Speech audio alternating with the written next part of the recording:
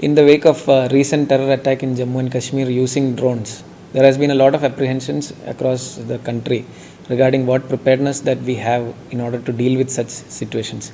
In Mangalore also being a very sensitive place, we have establishments like NMPT, MRPL, a lot of industries of a lot of which have a lot of security implications. In this regard, firstly, we have identified a lot of such zones as no-fly zones, and we have intimated the government for them to be declared as such. Similarly, in the Mangalore Airport, there had been an incident or two where we have found toy helicopters and small drones which have been found near the airport. However, we've been taking such cases very seriously and following it up.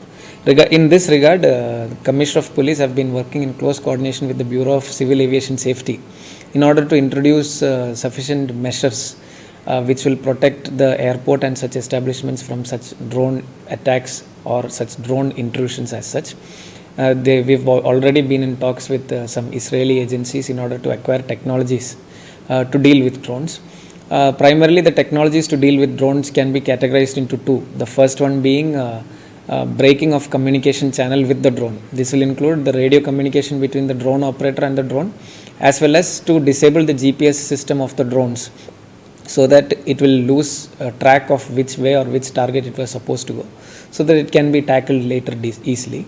Similarly, the second technology is the use of turret guns, which have already been implemented in many places where the unidentified flying objects will be located and then fired down.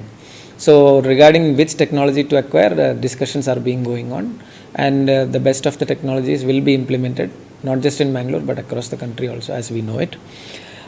In addition, what we have seen recently is that a lot of people have been using toy drones for wedding photography and as such for recreational purposes.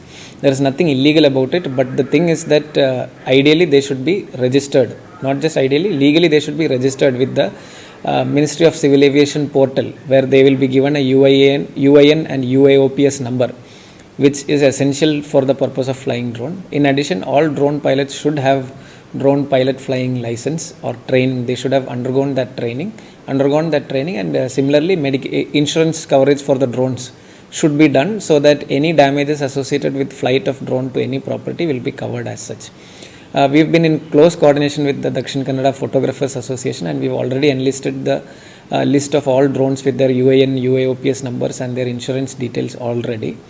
So it is my humble request to everybody who is using drones for recreational and as well as other purposes that they follow all these legal measures, so that in the future we will be in the process of seizing all drones which have been used without permission, without necessary legal documents.